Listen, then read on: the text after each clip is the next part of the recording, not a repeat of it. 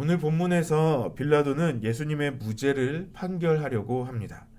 빌라도는 예수님이 백성을 미혹하는 자라고 했던 그 대제사장들의 말과 같은 그런 죄들을 찾지 못했다고 선언합니다. 갈릴리의 분봉왕이었던 헤롯 역시 예수님의 무죄를 판결하고 다시 자신에게 돌려보냈다고 말합니다. 사형에 선고할 만한 어떤 죄를 찾을 수 없었다고 이야기합니다. 그런데 16절에 그 죄 없는 예수님을 때려서 놓겠다라고 선언합니다. 죄가 없으면 그냥 석방하면 됩니다. 이것은 빌라도가 사형을 받지 못한 것에 대해서 백성들이 받아들이지 못할 것 같으니 이제 때려서라도 백성들의 마음을 달래주려고 하는 것입니다. 18절 말씀을 같이 읽겠습니다. 시작. 무리가 일제히 소리질러 이르되 이 사람을 없이 하고 바라바를 우리에게 놓아 주소서 하니, 유대 백성들이 예수님을 죽이고 바라바를 대신 놓아달라고 말합니다. 바라바는 밀란과 살인의 죄로 붙잡힌 죄인이라고 소개하고 있습니다. 빌라도의 입장에서 보면 바라바는 예수님보다 좀 더 부담스러운 사람입니다. 로마에 반역하는 밀란을 일으키고 그 과정 중에 살인을 저질렀습니다. 유대인의 명절이 되었을 때 그 죄인 한 명을 사면해주는 그런 관습이 있었다는 것을 오늘 본문의 내용과 같은 내용이 나오는 병행 구절에서 볼 수 있습니다. 아무리 그런 관습이 있어서 좀 바라바를 놓아주더라도 그런 정치범을 놔주는 것은 아마도 빌라도에게 큰 부담스러운 일이었을 것입니다. 그래서 빌라도는 오히려 예수님을 더 놔주고 이제 백성들이 놔주려고 했었습니다. 하지만 백성들은 바라바를 예수님을 대신하여서 좀 죽이고라고 큰 소리로 외치고 있습니다. 결국 예수님을 십자가에 못 박으라고 외치고 있는 것입니다. 22절 말씀 우리 같이 읽겠습니다. 시작. 빌라도가 세 번째 말하되 이 사람이 무슨 악한 일을 하였느냐? 나는 그에게서 죽일 죄를 찾지 못하였나니 때려서 놓으리라 하니. 빌라도가 세 번째로 예수님의 무죄를 선포합니다. 하지만 23절에 백성들의 소리가 이긴지라 라고 말씀하고 있습니다. 그 무죄의 판결이 뒤집혀 버립니다. 예수님에 대한 판결은 법적인 판결이 아닌 이제 정치적인 판결이 되어 버립니다. 지금 예수님에 대한 판결은 빌라도가 판결할 때 그 법적으로 어떤 죄도 찾을 수 없었습니다. 그래서 예수님을 풀어주는 것이 오히려 빌라도에게는 그 법을 지키는 것입니다. 그런데 법과 상관없이 유대인들의 요구를 지금 빌라도가 따르고 있습니다. 백성들의 인기를 얻으려고 했던 것으로 볼 수 있습니다. 예수님의 그 유죄를 인정하지는 않지만 그 백성들의 그 소리를 들으면서 예수님을 십자가에 못 박도록 허락하고 있는 것입니다. 오늘 본문을 통해 주님께서 우리에게 알려주시는 것은 성도는 모두가 예라고 말할 때 아니요라고 말할 수 있는 자신의 신앙을 지킬 수 있는 사람이 되어야 한다는 것입니다. 우리가 잘 아는 것처럼 민주주의에서는 의사결정의 수단으로 다수결의 원칙을 따릅니다. 이 집단의 구성원들 다수가 선택하는 것을 결정하는 것입니다. 이것은 그 많은 사람들이 결정한 것이 그 다수의 결정이 그것이 선이고 정의라는 것을 말하는 것이 아니라 그 공동체가 올바로 함께 운영되기 위해서 함께 나아가기 위해서 그 많은 사람의 결정을 소수가 따라주는 것입니다. 그래서 민주주의에서 다수결의 원칙을 가르칠 때는 그 다수의 의견으로 결정을 하지만 소수의 의견을 무시하면 안 된다. 그러니까 소수의 의견도 존중해야 한다라고 가르칩니다. 하지만 사람들은 집단의 구성원으로 있을 때 그 집단의 결정에 대한 반대 의견을 심리적으로 잘 이야기하지 못한다고 합니다. 우리가 모두가 예라고 말할 때 아니요라고 쉽게 말할 수 없다는 것입니다. 그 많은 사람의 또는 그 공동체의 결정을 반대할 수 없고 그냥 대세를 따라가는 것이 인간의 심리가 있다는 것입니다. 오늘 본문에서 빌라도는 예수님의 무죄함을 확실히 알았습니다. 그리고 그것을 판결하려고 했습니다. 하지만 예수님을 죽이려는 그 무리들은 빌라도에게 크게 반대합니다. 결국 빌라도는 그 무리의 소리에 지게 되는 것이죠. 요즘 우리가 살고 있는 이 시대는 우리의 신앙을 지키기에 굉장히 어려운 시대라고 우리가 말할 수 있습니다.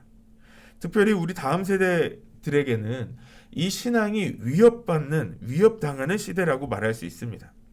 요즘 청소년과 청년들 사이에서, 그리고 그 자신이 다니고 있는 학교나 직장에서 자신의 신앙을 드러내거나 지키려는 사람이 거의 없다고 말할 수 있습니다. 대학생 중에서는 교회나 선교단체에서 활동하면서 신앙생활을 하고 있다라고 말하는 대학생들의 인원이 100%라고 보면 3% 정도밖에 되지 않는다고 합니다. 97%의 비그리스도인들 사이에서 단지 3%의 학생들이 자신의 신앙을 지키고 있다는 것입니다. 그 사이에서 자신의 신앙을 지키며 내가 그리스도인이다라고 말할 수 있는 것은 굉장히 어려운 일인 것 같습니다. 주변에 예수님을 믿지 않는 그 친구들이 더 많은 거죠.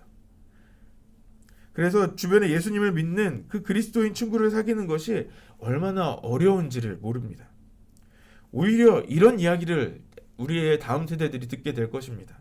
아직도 교회 다니냐? 라는 소리를 듣게 될 것입니다. 아니, 듣고 있을지도 모릅니다. 또 어떤 친구들은 주변에 우리 많은 친구들 중에 특별하게 교회를 다니는 사람들을 이상하게 생각합니다. 또 그런 친구들은 당연히 요즘 뉴스나 여러 가지 안 좋은 소식들을 더 들으면서 교회를 안 좋은 곳으로 생각하는 사람들도 있습니다. 오늘 말씀을 묵상하면서 전 개인적으로 이 다음 세대의 신앙이 굉장히 걱정되었습니다.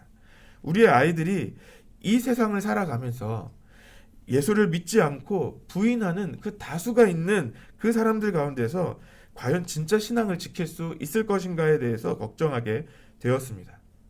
오늘 빌라도는 예수님의 무죄를 알고 있음에도 다수의 무리의 그 소리로 인해 유죄를 선포했습니다. 모두가 주를 부인할 때 우리의 신앙도 부인될 수 있습니다.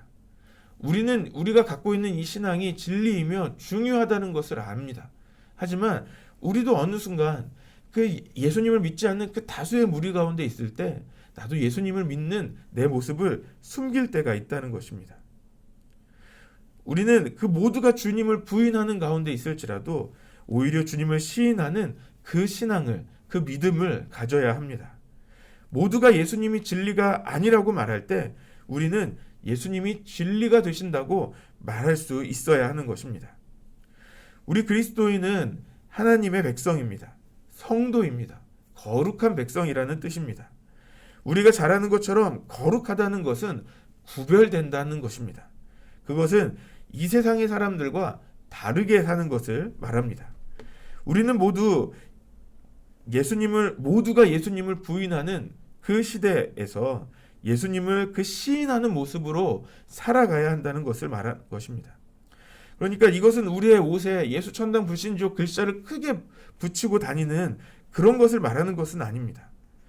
이것은 우리의 삶이 그 거룩한 삶의 모습으로 드러나야 하는 것입니다. 우리가 할 수 있는 아주 작은 실천들이 있습니다. 그것은 우리가 오늘 점심 식사 시간에 우리 직장에서 또 학교에서 식사를 하기 전에 기도를 하는 것부터 시작할 수 있다고 생각합니다. 이것은 정말 간단한 것입니다. 우리가 그리스도인으로서 식사 기도하는 거 너무 당연한 것이지 않습니까? 하지만 우리가 세상 가운데서 그 식사 기도를 한다는 건 굉장히 큰 용기를 가져야 합니다. 우리가 그 잠깐의 기도하는 거, 길게도 기도하지 않습니다. 아주 짧게 하는 기도이지만 그 잠깐의 식사 기도를 통해서 내가 교회 다니는 사람, 내가 이 세상에 사는 사람들과 다른 사람이라는 그 모습을 보여주게 되는 것입니다. 오늘 용기를 가지고 오늘 점심 식사 시간에 직장에서 또는 학교에서 여러분 기도를 해보시지 않으시겠습니까?